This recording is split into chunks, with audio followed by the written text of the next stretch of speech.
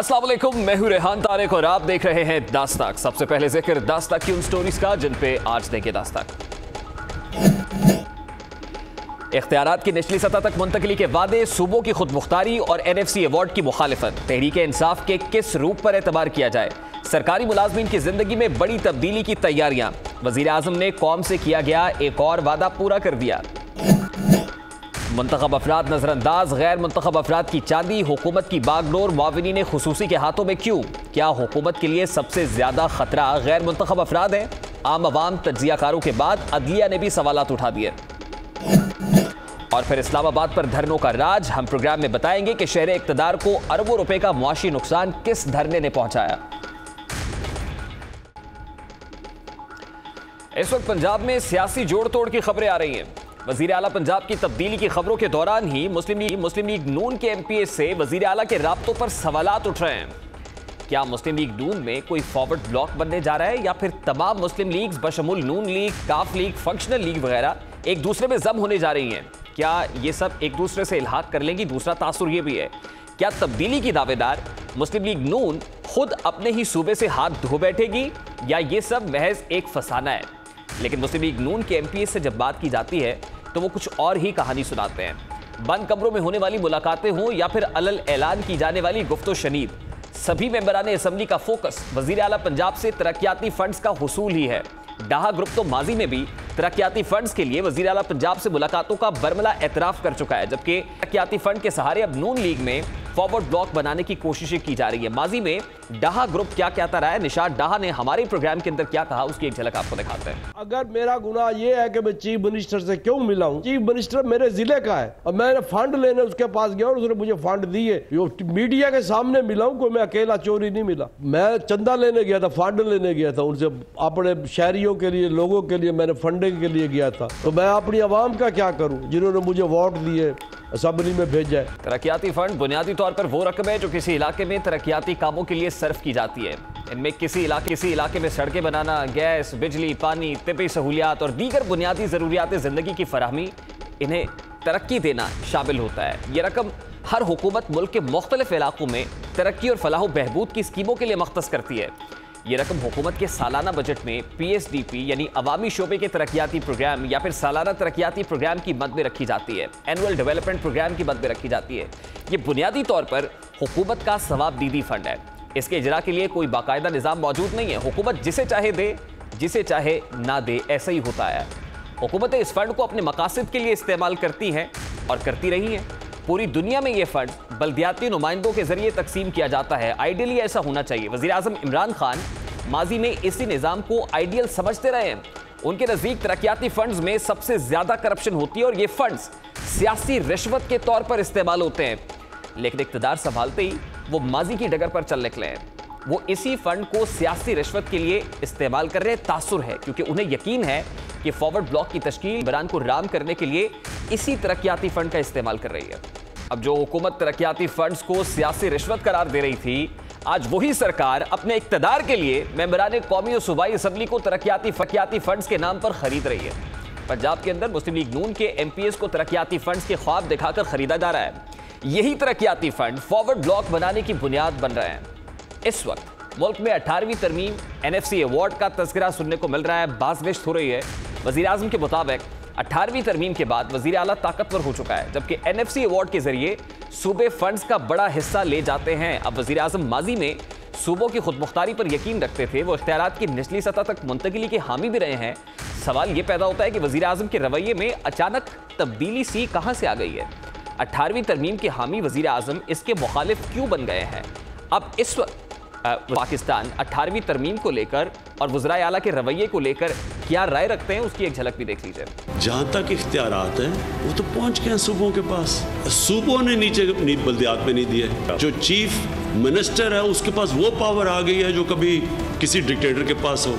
यानी इसका मतलब यह है कि NFC के तहत सूबे तो बाइख्तियार हो गए, मगर सूबे ये फंड्स इजला को मुंतकिल नहीं कर रहे हैं। इजला को मुंतकिल करने से मुराद सूबाई फाइनेंस कमीशन है। इसी की बात गुज़श्ता दिनों वज़ीर आज़म पाकिस्तान इमरान खान ने भी की। इस वक्त पंजाब खैबर पख्तूनख्वा में तहरीक इंसाफ के वज़राए आला है। सिर्फ वज़ीर आला पंजाब ने गुज़श्ता साल पूरे पंजाब के तरक्याती बजट का 40% के करीब हिस्सा अपने आबाई हल्के यानी डीजी खान में लगा दिया। उन्होंने 55 अरब रुपए की लागत से 131 तरक्याती मंसूबे शुरू करने का ऐलान किया, जो तारीख में किसी भी वजीर आला की जानिब से किसी भी जिले के लिए जारी किया गया सबसे बड़ा पैकेज था।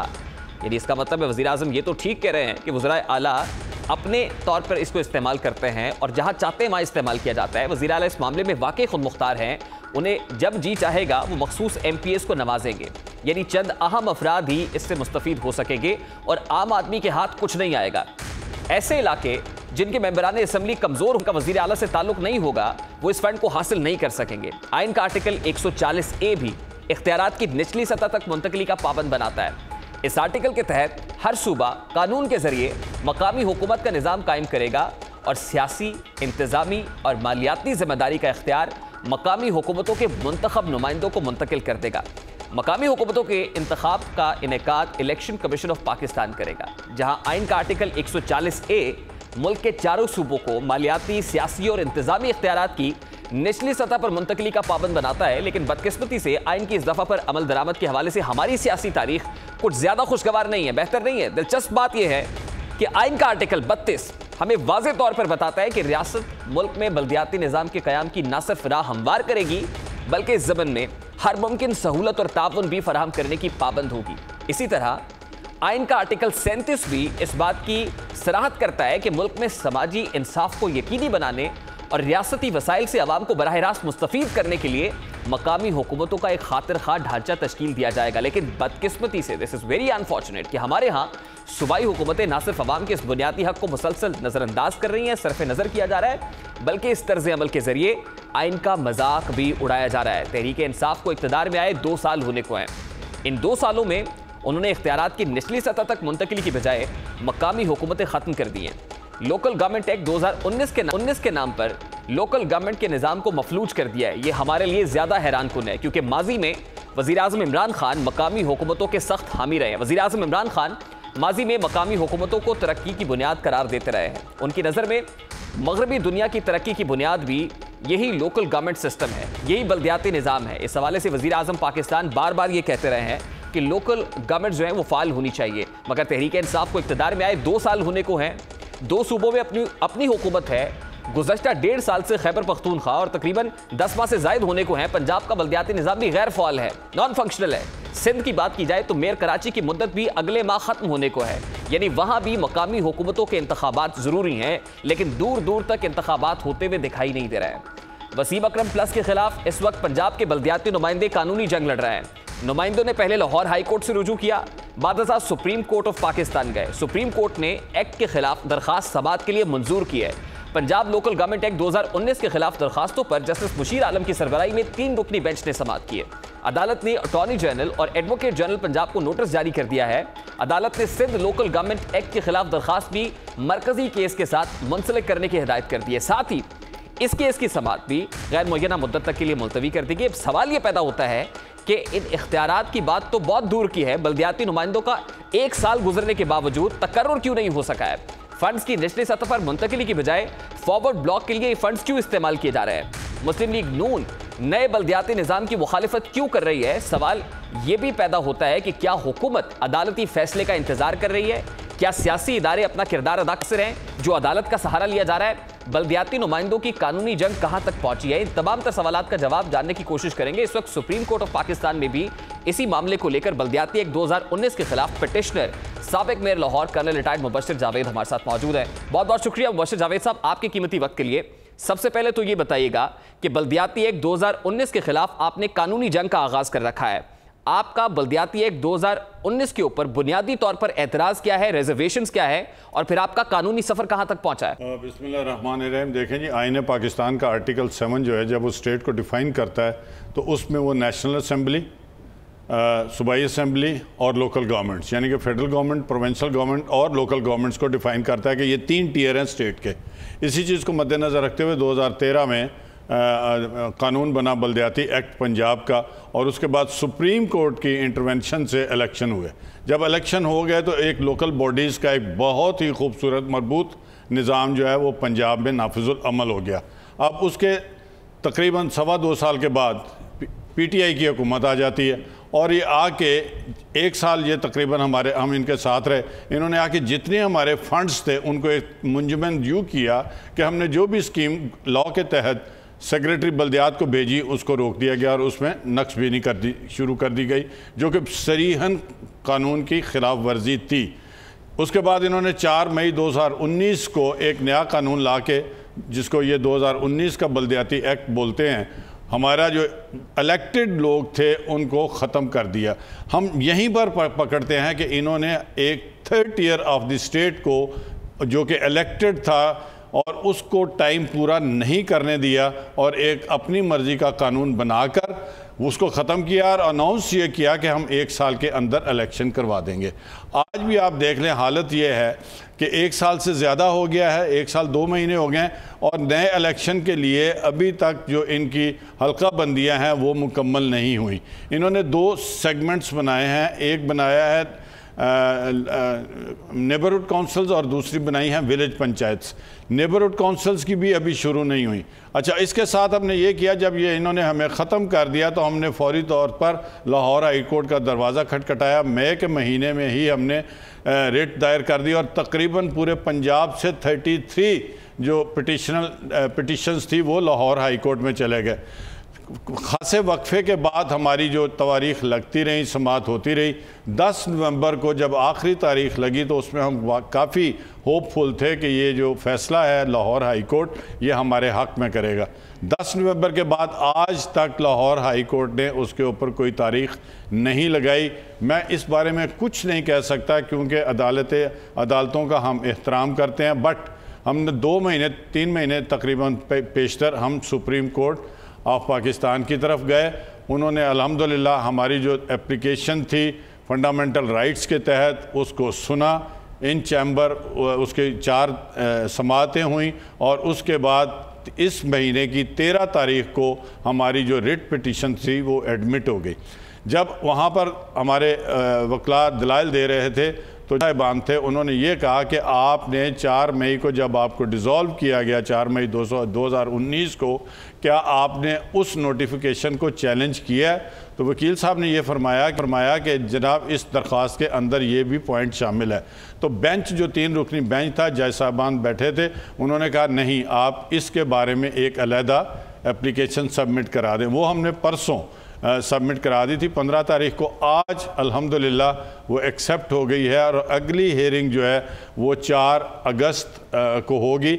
यहाँ मैं आपको बताता चलूँ कि ये फंडामेंटल राइट्स के तहत हमारी एप्लीकेशन हुई है, जिसमें सेक्शन 17 लाहौर हाई कोर्ट का दरवाज़ा खटखटाया, वो केस लाहौर हाई कोर्ट पे रहा, उसके बाद आप सुप्रीम कोर्ट ऑफ पाकिस्तान चले गए। अब आपका ये केस सुप्रीम कोर्ट के सामने है।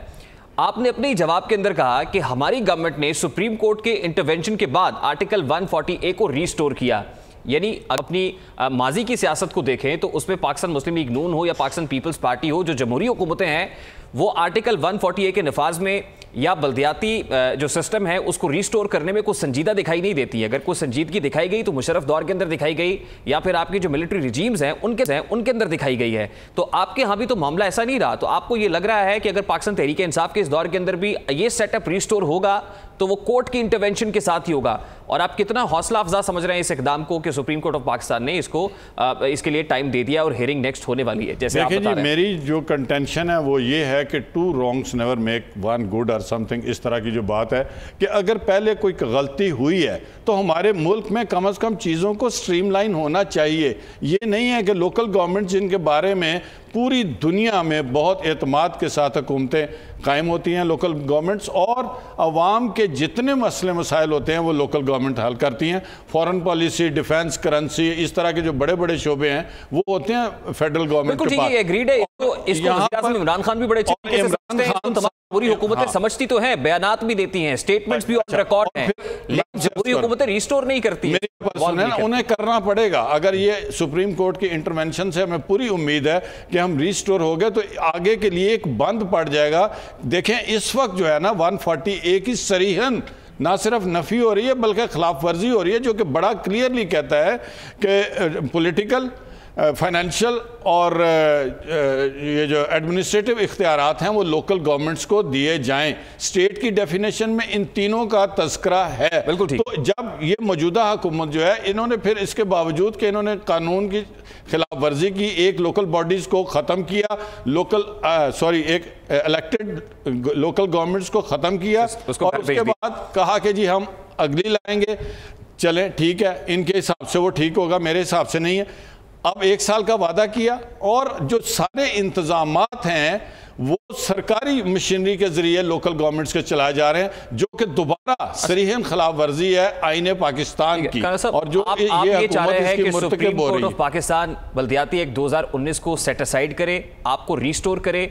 आपको तकरीबन अबैंडन किए हुए 10 माह हो गए हैं पंजाब के अंदर। ज्यादा हो गए, 10 माह से ज्यादा हो गए, तकरीबन 14 महीने, तकरीबन यानी 14 महीने, तकरीबन 1.5 साल का अरसा हो गया जी। आप ये समझते हैं कि आपको माजी वाली हालत के ऊपर रिस्टोर किया जाए तो उसके बाद आपके पास कितना वक्त बचेगा? तकरीबन 1.5 साल ही बचा। हमारा जो टाइम है वो 31 दिसंबर 2021 तक है। आज भी हमारे पास तकरीबन 1 साल और 4 महीने हैं, और लेट से अगर हमें जल्दी सुप्रीम कोर्ट से फैसला मिल जाता है और इंशाल्लाह अवाम की उमंगों के मुताबिक फैसला मिलेगा, तो फिर भी हमारे पास 1 साल 4 महीने का या 3 महीने का टाइम होगा। और मुझे पूरी उम्मीद है कि ये जो 1.25 साल हमारा इस हुकूमत ने ज़ाया किया है वो भी इन एडिशन हमें मिलना चाहिए, क्योंकि हमारा जो 2013 का कानून था जिसके मुताबिक इलेक्शन हुए थे वो बड़ा क्लियरली स्पेसिफाई करता था कि ये जो लोकल गवर्नमेंट्स हैं ये 5 साल के लिए खिदमत करेंगी, ये रहेंगी। ठीक है, बहुत बहुत शुक्रिया मुबश्शिर जावेद साहब आपका। सुप्रीम कोर्ट ऑफ पाकिस्तान में बल्दियाती एक्ट 2019 के खिलाफ पिटिशनर साबिक mayor Lahore colonel retired Mubashir Javed हमारे साथ मौजूद थे। हमारे साथ पाकिस्तान तहरीक इंसाफ की रहनुमा कंवल शोज़िब मौजूद होंगी, लेकिन उससे पहले आपको दिखाते हैं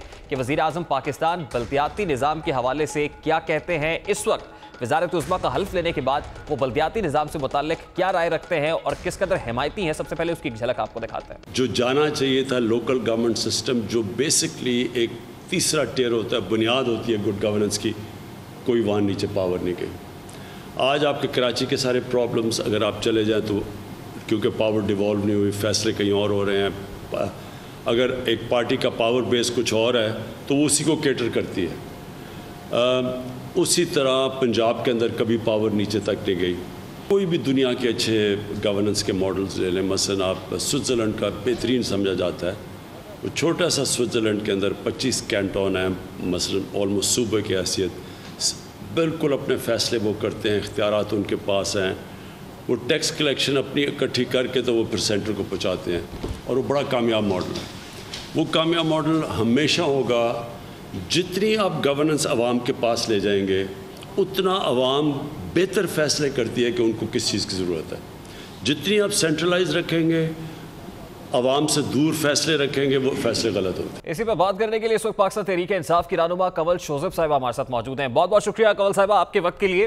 पाकिस्तान तहरीक इंसाफ का एक सबसे बड़ा नारा इख्तियारात की निचली सतह पर मुंतकिली का था, पावर डेवोल्यूशन के हवाले से था, लेकिन इस पर अभी तक कोई पेशरफ नहीं हो सकी है। अभी अगर देखा जाए तो जहां पर तहरीक इंसाफ की हुकूमत है, जिन सूबों में खासतौर पर सूबा पंजाब में और सूबा खैबर पख्तूनख्वा के अंदर, खैबर पख्तूनख्वा में भी तकरीबन 14 माह से बल्दियाती सेटअप जो है वो गैर फाल है। इसी तरह पंजाब के अंदर 10 माह से ज़ायद का अरसा हो गया है बल्दियाती सिस्टम गैर फाल हुआ है। इस पर अभी तक कोई पेशरफ क्यों नहीं हो सकी कंवल साहिबा? जी बिस्मिल्लाह, thank you very much Rehan. मैं सिर्फ क्विकली आपको कुछ फैक्ट्स हैं वो बताना चाह रही हूँ, उसके बाद फिर आप डिसाइड कीजिएगा कि डिले किस तरफ से है। देखिए, मई 2019 में बड़ी एक्सपर्ट्स को बिठा के और सारी जो एक प्रोसेस होता है बिल लाने का, जो हमारा मंशूर था जिसमें ये जिक्र था कि और वज़ीर आज़म ने हमेशा इस बारे में बात भी की है कि पावर डिवॉल्व होनी चाहिए बिल्कुल यूसी लेवल पे या वार्ड लेवल तक। तो उसके लिए बिल लेकर आए पंजाब असेंबली में, जो मई 2019 में पास हो गया। उसके बाद वो बिल का जो अगला प्रोसेस है वो ये है कि उसमें डिलिमिटेशन करके और उसको इलेक्शन कमीशन ऑफ पाकिस्तान को देना था, जो तकरीबन अगले 4 से 5 महीने में कंप्लीट कर ली गई। और नवंबर 2019 में डिलिमिटेशन करने के बाद वो जमा करा दी गई डिलिमिटेशंस इलेक्शन कमीशन ऑफ पाकिस्तान को फॉर डीमार्केशन। जो उन्होंने नवंबर 2019 या मैक्सिमम दिसंबर आप बिल्कुल ठीक कह रही हैं, लेकिन मेरा बुनियादी सवाल यह है कि बल्दियाती एक्ट 2019 मुतारिफ करने की जरूरत क्यों पेश आई? क्योंकि इससे पहले बल्दियाती एक्ट 2002 बहुत अच्छा था, टेस्टेड था, ट्राइड था, सक्सेसफुल था, मुशर्रफ दौर के अंदर आया था। अगर उसमें भी जिस तरह तहसील लेवल के ऊपर बराह रास्त इलेक्शंस होते हैं, अगर उसी को रखा जाता और अगर उसके अंदर थोड़ी सी अगर अमेंडमेंट्स की जरूरत थी किसी जगह पर, वो करके उसको इन्फोर्स कर दिया जाता तो शायद बहुत बेहतर होता। इतना हेफ्टी प्रोसेस से ना गुजरना पड़ता, इतना डिलेज ना आते। 2 साल हो गए अब तहरीक इंसाफ हुकूमत को। देखिए बात सुने, मुझे जरा थोड़ा सा अगर कंप्लीट कर लेने दें ना अगला, तो फिर मैं आपके सवाल का भी जवाब दे देती हूँ। जी। जब डीमार्केशन के लिए इलेक्शन कमीशन ऑफ पाकिस्तान में गया तो वो अभी 1 महीना पहले उन्होंने इस डीमार्केशन पे काम शुरू किया है। अब हमने बिल नया इसलिए लेकर आए थे क्योंकि पुराना लोकल गवर्नमेंट सिस्टम जो है वो तो इतने अरसे से अगर फाल था तो काम क्यों नहीं कर रहा था? क्यों नहीं आपको निचले सतह पर काम होते हुए नजर आए? क्यों आपको नजर नहीं आ रहा था कि कोई डेवलपमेंट का काम हो रहा है? हमारा ट्राइड एंड टेस्टेड यही फार्मूला था जो अभी पंजाब में लाया गया है। अच्छा, मैं उसकी एक वजह आपको कंवल साहिबा बताता हूँ। उसकी वजह ये है कि निचली सतह पर फंड्स इसलिए मुंतकिल नहीं हो रहे थे कि आज जैसे कौमी असेंबली के अंदर कंवल साहिबा एनएफसी अवार्ड की बात हो रही है, 18th अमेंडमेंट की बात हो रही है। अब नेशनल फाइनेंस कमीशन के तहत अब सूबों को तो फंड्स मुंतकिल कर देते हैं, लेकिन प्रोविंशियल फाइनेंस कमीशन नहीं हो रहा है जिसके जरिए से इजला को मुंतकिल किए जा सके। और वजीर आजम पाकिस्तान के इसके ऊपर प्रिंसिपल स्टांस रहा है माजी के अंदर कि अगर आप एमएनएज और एमपीएस को फंड्स देते हैं तो इसका मतलब यह है कि करप्शन का रास्ता रोकते हैं, करप्शन का रास्ता जो है वो खोल देते हैं, करप्शन होती है इससे। तो अभी भी यही हो रहा है। अगर प्रोविंशियल फाइनेंस कमीशन जो है वो फंक्शनल होता और इस पर देखा जाता कि एनएफसी अवार्ड के साथ साथ पीएफसी भी हो रहा है, इजला को मुंतकिल हो रहा है, तो शायद ये मामला बिल्कुल ठीक हो जाता। आप सही कह रहे हैं। मैं आपको जरा मिसाल दे दूं। देखें, जुबानी जमा खर्च करना और कहना तो बहुत आसान है, अगर करके दिखाया हुआ और माजी में उसकी मिसालें मिलती हैं तो ज्यादा बेहतर है। केपी में पीटीआई की हुकूमत ने 2015 में पीएफसी अवार्ड किया है प्रैक्टिकली। 3 साल 33 अरब रुपए आउट ऑफ 100 बिलियन यानी 30% डायरेक्ट विलेज काउंसिल्स को गया है। और यही रीजन है कि लोकल गवर्नमेंट ना फंक्शनल थी, काम जबरदस्त कर रहे थे, जिसकी वजह से लोगों ने दोबारा पीटीआई की हुकूमत पे एतमाद किया है। हमने जुबानी जमा खर्च नहीं की, हमने करके दिखाया है। यही मॉडल प्लस माइनसेस के साथ पंजाब में इसलिए लाया गया है क्योंकि अब 2 फेजेस में वहां पे इलेक्शन होने जा रहे थे।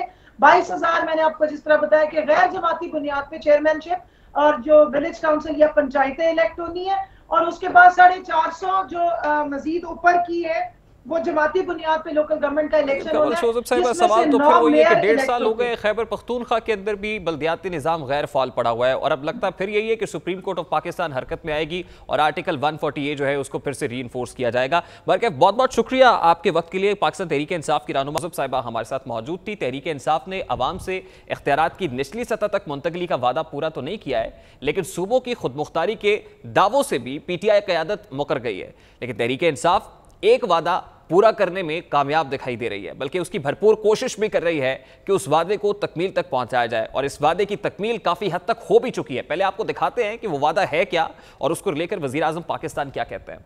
मेरे पास कई आते हैं जी, मुझे जी सरकारी नौकरी दे दो, सरकारी नौकरी दे दो। मैं कहा क्यों सरकारी नौकरी चाहिए? बस जी पेंशन लग जाएगी, आएगी, काम करो या ना करो कि तनख्वाह मिल जाएगी। ये जो रास्ता होता है तबाही का रास्ता है। अगर किसी इंसान ने अपना पोटेंशियल खत्म करना है ना तो बस आसान रास्ता ले लो। वज़ीर आज़म के मुताबिक सरकारी मुलाजमत तबाही का रास्ता है और अब इस तबाही को रोकने की बजाय हुकूमत ने सरकारी मुलाजमीन को ही तबाही की जानिब धकेल दिया है। हुकूमत ने सरकारी मुलाजमीन की तनख्वाहों में सालाना इजाफे और पेंशन खत्म करने का मंसूबा तैयार कर लिया है। यह मंसूबा IMF से $6 अरब का प्रोग्राम बहाल कराने के लिए तैयार किया गया है। आलमी इदारे ने सरकारी मुलाजमीन की तनख्वाहों पर सालाना इंक्रीमेंट खत्म करने की शर्त कर रखी थी। इस हवाले से इस्लाहात कमीशन ने सिफारिशात हुकूमत को भिजवा दी हैं, जिसके बाद दिसंबर में तनख्वाहों में सालाना इंक्रीमेंट नहीं मिलेगा। नए पे रूल्स के मुताबिक बुनियादी पे स्केल पर तैनात मुलाजिम रिटायरमेंट तक इसी बुनियाद पर तनख्वाह पर रहेंगे। इस इकदाम से हुकूमत रिटायरमेंट के वक्त कम पेंशन अदा करेगी और इस इकदाम से अलाउंसेस इंतहाई कम मिकदार में बढ़ेंगे। आज इसी हवाले से ईवान बाला यानी सेनेट में भी भरपूर मज़ामत की गई है। यहाँ सवाल पैदा होता है कि जहाँ महंगाई सालाना नहीं बल्कि रोजाना की बुनियाद पर बढ़ती है, जहाँ बुनियादी जरूरत की अशिया की कीमतों में आए रोज इजाफा हो रहा है, वहीं सरकारी मुलाजमीन को सारी जिंदगी एक ही तनख्वाह पर गुजारा करने पर मजबूर करना कहाँ का इंसाफ है। मीर रियासत सरकारी मुलाजमत महज फूलों की सेज नहीं है, ये आरामदेह कुर्सी और पेंशन का लालच नहीं है, बल्कि सारी जिंदगी कनात पसंदी और अपने काम से इखलास का अहद वफा भी है, जिसे ये सरकारी मुलाजिम निभाते हैं। हुकूमत उनकी तनख्वाहों में मामूली इजाफा करके एहसान जतला देती है, लेकिन आज तक कभी इनकी तनख्वाहों में महंगाई की शरह के हिसाब से उस तनासुब से इजाफा नहीं हुआ है। और दर्जा चहारम से लेकर 22वें ग्रेड तक का सरकारी मुलाजिम अपनी तनख्वाह में बड़ी मुश्किल गुजारा करता है। जहां वज़ीर आज़म पाकिस्तान ये कहते हैं कि 2 लाख में गुजारा करना बहुत मुश्किल है। मेरे रियासत जब रियासत किसी मुलाजिम को उसके काम के बराबर उसकी ज़रूरियात के मुताबिक एजाज़िया नहीं देती तो मुल्क में रिश्वत का रास्ता हमवार होता है। मेरी रियासत सरकारी मुलाजमीन की पेंशन की रकम उनकी तनख्वाह से काटी जाती है, जो उन्हें मुद्दत मुलाजमत खत्म होने पर अदा की जाती है, लेकिन महज आलमी इदारे की शराइत पर सरकारी मुलाजमीन की तनख्वाहों पर कुल्हाड़ा चलाना समझ से बालातर है। हमारा काम आपके दर पर दस्तक देना है। उम्मीद है कि आप नोटिस जरूर लेंगे, लेकिन उस तरह का नोटिस नहीं होगा जैसा चीनी के मामले पर, पेट्रोल के मामले पर या फिर आटा बहरान के मामले पर होता है। एक ब्रेक लेंगे जी, और ब्रेक के बाद जब वापस आएंगे तो गुफ्तगू को कंटिन्यू करेंगे और गैर मुंतखब नुमाइंदों के हवाले से बात करनी है हमारे साथ।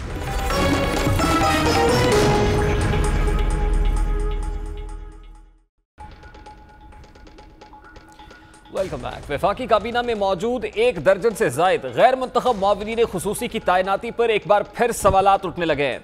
इस्लामाबाद हाई कोर्ट में मुआविनीन की तैनाती के खिलाफ दरखास्त दायर हुई है, जिसकी समाअत के दौरान अदालत ने गैर मुंतखब मुआविनीन को 1 हफ्ते के अंदर जवाब जमा कराने की हिदायत कर दी है। साथ ही अदालत ने कहा है कि अगर अगले हफ्ते जवाब जमा ना हुए तो यकतरफा कार्रवाई की जाएगी। दरखास्त गुजार ने अदालत से इस्तदा कर रखी है कि मुआविनीन खुसूसी की तैनातियों का गैर आईनी करार दिया जाए। साथ ही नैब के सेक्शन 9 के तहत मुआविनीन खुसूसी के किरदार की तहकीक के लिए हिदायत जारी करने की इस्तदा भी की गई है। दूसरी जानिब लाहौर हाई कोर्ट में पेट्रोल की किल्लत के मामले पर केस की समाअत के दौरान अदालत ने मुआविनीन खुसूसी के किरदार पर सवालात उठा दिए। लाहौर हाई कोर्ट की चीफ जस्टिस मोहम्मद कासिम खान का कहना है कि एक आम तासुर यह है कि वफाकी हुकूमत के मामलात वज़ीर आज़म के गैर मुंतखब मुआविनीन के जरिए चलाए जा रहे हैं। मुंतखब और गैर मुंतखब अफराद के दरमियान बुनियादी फ़र्क का हवाला देते हुए चीफ जस्टिस का कहना था कि आखिर में गैर मुंतखब अफराद अपने बस्ते उठाते हैं और अपने दफ्तरों में वापस चले जाते हैं, लेकिन मुंतखब अफराद को अपने इंतखाबी हलकों के अवाम का सामना करना पड़ता है। दोनों आला अदालतों के रिमार्क्स का जायजा लिया जाए तो इस मामले पर कौम का हर फर्द शिकवा कुना है कि आखिर वज़ीर आज़म पाकिस्तान क्यों इन गैर मुंतखब अफराद पर एतमाद करते हैं। मुंतखब अफराद कौम को जवाबदेह होते हैं, लेकिन गैर मुंतखब अफराद की बाज़पुरस कौन करेगा। हुकूमत के क़याम को 2 बरस होने को है, दावों के बावजूद मुआविनीन खुसूसी के असासाजात की तफसीलात जमा क्यों नहीं कराई जा सकी हैं। गुज़श्ता दिनों वज़ीर इत्तलात शिबली फराज ने दावा किया था कि मुआविनीन खुसूसी के असासों की तफसीलात वेबसाइट पर अपलोड कर दी गई हैं। वो क्या कह रहे थे उसकी एक झलक कर। हमारे मुआविनीन खुसूसी हैं, उनकी बिल्कुल एसेट्स लाइबिलिटीज सब वेबसाइट पे मौजूद हैं, आपको चेक करना चाहिए। और अगर आपको कोई उसमें कमी बेशी नज़र आए तो आप मुझसे अगली किसी प्रेस कॉन्फ्रेंस में पूछ सकते हैं। सेनेटर शिबली फराज के ऐलान के बाद वज़ीर आज़म, काबीना डिवीजन और वजारत इत्तलात की वेबसाइट्स और सोशल मीडिया अकाउंट्स पर इन असासाजात को तलाश करने की कोशिश की, लेकिन वो कहीं भी दस्तयाब नहीं हो सके। पाकिस्तान तहरीक इंसाफ की अपनी वेबसाइट पर भी वज़ीर आज़म इमरान खान के असासाजात की तफसील के अलावा ऐसी कोई दस्तावेज मौजूद नहीं है। सवाल फिर वही है कि मुआविनीन खुसूसी के एहतसाब के लिए दुरुस्त तरीक़ाकार क्या होगा। आज सीनियर कॉलम निगार मजहर बरलास ने भी रोजनामा जंग में अपने कॉलम के अंदर मुआविनीन खुसूसी के किरदार पर इज़्ज़ार किया है। उन्होंने लिखा कि पाकिस्तान के वज़ीर आज़म इमरान खान बातें बहुत अच्छी करते हैं, मगर बातों से आगे नहीं बढ़ते, रास्ते में उनके मुशीर पड़ जाते हैं। अभी तक जितने स्कैंडल सामने आए हैं कोई ना कोई मुशीर मुस्तफीद हुआ है। बैरूनी सरमायाकारी का मसला हो तो तब भी कोई ना कोई मुशीर कमीशन मांग लेता है। मजहर बरलास ने अपने कॉलम में मशवरा दिया कि वज़ीर आज़म को अपने ऐसे मुशीरों से जान छुड़वानी चाहिए।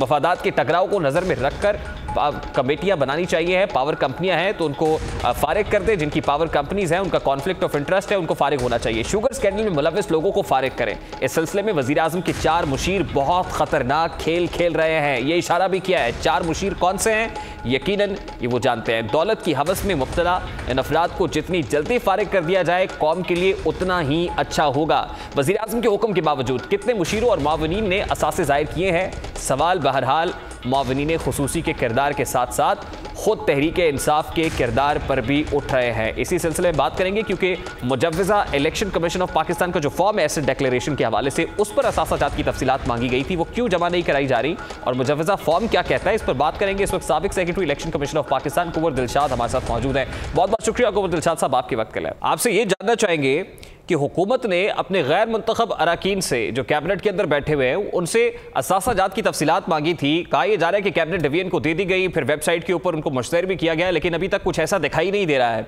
आप ये बताइएगा कि इलेक्शन कमीशन के मुजव्वज़ा फॉर्म पर एसेट्स की तफसीलात मांगी गई हैं, जो कि अमूमन जब आप अपने नॉमिनेशन पेपर जमा कराते हैं तो उस वक्त भी एक डिक्लेरेशन देना होता है। एसेट डिक्लेरेशन का जो फॉर्म है, जो इलेक्शन कमीशन का मुजव्वज़ा फॉर्म है, उसमें बेसिकली क्या मंदरजात होते हैं, वो कौन सी इंफॉर्मेशन होती है जो सबमिट कराना ज़रूरी होती है, और जिसको सबमिट कराने में इस वक्त लैतो लाल से काम लिया जा रहा है नॉन इलेक्टेड मेंबर्स की तरफ से?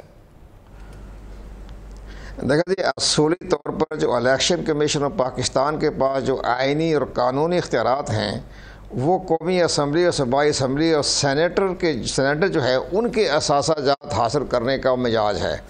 अब ये जो गैर मुंतखब कौमी असम्बली के जो गैर मुंतखब जो हमारे जो बने हुए हैं एडवाइज़र और स्पेशल असिस्टेंट इमाम खसूसी, इनके बारे में प्राइम मिनिस्टर ने हुक्म जारी किया था कि कैबिनेट डिवीज़न को ये सर्विस ऑफ पाकिस्तान के तहत अपने अहसासों को बाकायदा ज़ाहिर तो ना करें लेकिन उनको पेश कर दें। जिस तरह के सिविल सर्वेंट जो होता है वो अपने हर साल वो अपने बाकायदा असासाजात तो हैं वो इस्टेब्लिशमेंट डिवीज़न और कैबिनेट सेक्रेटरी को भिजवाता है, और इस्टेब्लिशमेंट सेक्रेटरी जो है उसको बाकायदा एक सीक्रेट के तौर पर अपने पास रखता है। अगर कोई अदालतें या कोई नायब कौमी तसाब ब्यूरो FIA या FBI अगर कोई रिकॉर्ड तलब करना चाहे तो फिर सेक्रेटरी इस्टेब्लिशमेंट डिवीजन वो रिकॉर्ड पेश करने का यानी ये गैर मुंतखब है कि वो कैबिनेट डिवीजन को ये इंफॉर्मेशन सबमिट कराएं। लेकिन शिबली फराज साहब जरा एक स्टेप और आगे बढ़े और उन्होंने अपनी एक प्रेस कॉन्फ्रेंस के अंदर कहा कि ये तमाम तर इंफॉर्मेशन कैबिनेट डिवीजन की वेबसाइट के ऊपर मौजूद होगी, जो तलाश करने पर भी मिली नहीं है। ये हुकूमत ने खुद कहा कि हम इसको पब्लिक करेंगे लेकिन नहीं किया जा रहा। मैं आपसे ये जानना चाह रहा हूँ कि जो इलेक्शन कमीशन ऑफ पाकिस्तान का जो मुजव्वज़ा फॉर्म है जिस पर ये तफसीलात ली जा रही हैं, उसमें ऐसी टेक्निकल ग्लिच क्या है, प्रॉब्लम क्या है, क्यों उस पर ये डिक्लेरेशन नहीं दी जा रही है? नहीं जी, इलेक्शन कमीशन पाकिस्तान के पास जितने जो हमारे पार्लियामेंटेरियन हैं उनका रिकॉर्ड की तो वेबसाइट पर पेश होनी चाहिए, लेकिन इसके लिए साथ साथ यही होता है तो बाकायदा गज़ट नोटिफिकेशन भी वो जारी कर देता है ना, एक किताबी शक्ल में वो बाकायदा इलेक्शन कमीशन पाकिस्तान के पास तमाम पार्लियामेंटेरियन की एहसासाजात की रिकॉर्ड मौजूद है, वो आप जाकर इलेक्शन कमीशन से हासिल कर सकते हैं। लेकिन ये जो हमारे जो गैर मुंतखब जो हैं हमारे स्पेशल असिस्टेंट हैं या मामले खसूसी हैं या एडवाइज़र्स हैं, ये इस्टेब्लिशमेंट डिवीज़न के सेक्रेटरी को देने के मिजाज हैं, और सेक्रेटरी इस्टेब्लिशमेंट डिवीज़न जो है आर्टिकल 19A के तहत वो जो असेसमेंट जो वो बाकायदा वो आपके जो असासाजात हैं वो आपको पेश करने के लिए मीडिया या जो भी कोई इदारा चाहे तो वो उनको अब पेश करने का मिजाज है। लेकिन हमारे यहाँ प्रॉब्लम ये हो रही है कि वज़ीर आज़म के हकामात पर बाकायदा अमल दरामद नहीं हो रहा। अब प्राइम मिनिस्टर साहब तो बाकायदा हुक्म जारी कर देते हैं कि अभी इस्टेब्लिशमेंट डिवीज़न के सेक्रेटरी को पेश करें, लेकिन बहुत से हमारे जो स्पेशल असिस्टेंट हैं या एडवाइज़र्स हैं उन्होंने प्राइम मिनिस्टर के आर्डर्स को अभी तक उस पर अमल दरामद नहीं किया उसके लेटर एंड स्पिरिट के तहत। इसीलिए एक सवालिया निशान पैदा हो रहा है कि हमारे जो एडवाइज़र्स हैं या स्पेशल असिस्टेंट्स हैं ये हमारे स्टेट के मामलात को के बारे में उनके बहुत से हमारे एडवाइज़रों के बारे में कोई मशकूक मामला देखा जा रहा है, टीवी पे बाकायदा आ रहा है, प्रोग्राम भी आ रहा है। उनकी एक सबसे बड़ी अहम बात यह है कि ड्यूल नेशनलिटी पर हामिल जो है हमारे मामलों ने खसूसी काम कर रहे हैं, जिसके बारे में हमारा आइन ये कहता है कि जो ड्यूल नेशनलिटी जो है वो उनको कोई ऐसा कोई जो है ओहदा नहीं दिया जाएगा जिससे पाकिस्तान की सिक्रेसी जो है उस पर कोई ख़तरात लाक हो। लेकिन यहाँ हमारे लिए सबसे बड़ी रियान साहब प्रॉब्लम ये पेश हुई कि हमारे chief justice of Pakistan Saqib Nisar साहब ने उन्होंने एक आर्डर जारी ये कर दिया कि अभी जो हमारे स्पेशल असिस्टेंट हैं इनके तो वो इख्तियारात ही नहीं हैं, ये तो सिर्फ सरगोशे ही कर सकते हैं, इनमें कोई हर्ज नहीं। तो मेरा पॉइंट ऑफ व्यू ये है कि उस वक्त के हमारे साबिक चीफ जस्टिस पाकिस्तान ने आइन के आर्टिकल 63 के तहत कार्रवाई नहीं की, जिसकी बना पर आज बहुत से एडवाइज़र स्पेशल असिस्टेंट जो हैं वो प्राइम मिनिस्टर के साथ काम कर रहे हैं और उन्हें एक किस्म का थोड़ा सा एक कानूनी तहफ़्फ़ुज़ भी हासिल हो गया है कि सुप्रीम कोर्ट ऑफ पाकिस्तान ने नहीं, लेकिन उस वक्त कार्रवाई नहीं हुई, लेकिन कोर्ट तो कोई भी कार्रवाई करने का मजाज है आर्टिकल 63 के तहत वो कार्रवाई हो सकती है। क्योंकि अगर अब कैबिनेट का अभी का वॉल्यूम देखा जाए तो गो के वज़ीर आज़म इमरान खान जिस वक्त अपोजिशन में थे तो उस वक्त कहा करते थे कि काबीना को बड़ा मिनिमम रखेंगे, लेकिन कैबिनेट है कि वो फैलती चली जा रही है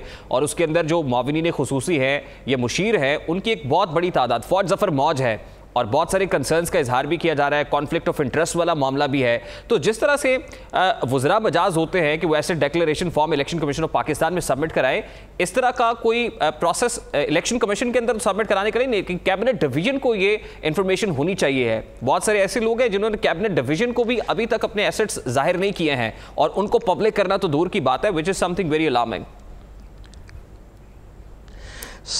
आप सही फरमा रहे हैं, लेकिन जो हमारे जो एडवाइज़र हैं या स्पेशल असिस्टेंट्स हैं, मामले खसूसी हैं, ये सर्विस ऑफ पाकिस्तान के ज़िम्मे में आते हैं।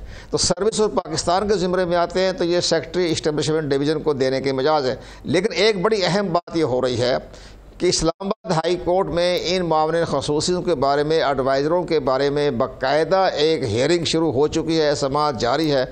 और सुप्रीम कोर्ट ऑफ पाकिस्तान में भी बार कौंसल के बड़े सीनियर एडवोकेट्स हैं, उन्होंने भी बाकायदा एक फ़ाइल का अपना रिट पटिशन दी हुई है कि ये मामले खसूसी जो हैं ये आइन की खिलाफ वर्जी के तहत इनकी अपॉइंटमेंट की गई है। तो ये फ़ैसला चंद रोज़ में आने वाला है, या इस्लामाबाद हाई कोर्ट की तरफ से जारी हो जाए या सुप्रीम कोर्ट ऑफ पाकिस्तान की तरफ से। अब इनकी जो सर्विसेज जो है वो बाकायदा इनके ऊपर अलार्मिंग पोजीशन पर खड़ी हो गई है, क्योंकि हमारी अदालतें जो हैं वो इनके बारे में बाकायदा। बिल्कुल, बहुत बहुत शुक्रिया कुंवर दिलशाद साहब आपका। साबिक secretary election commission of Pakistan Kunwar Dilshad हमारे साथ मौजूद थे। अभी एक ब्रेक लेंगे, जिसके बाद बात करेंगे कि धरनों से मुल्क की मईशत को कितना नुकसान हुआ है। इस पर बात होगी इस ब्रेक के बाद। हमारे साथ रहिएगा।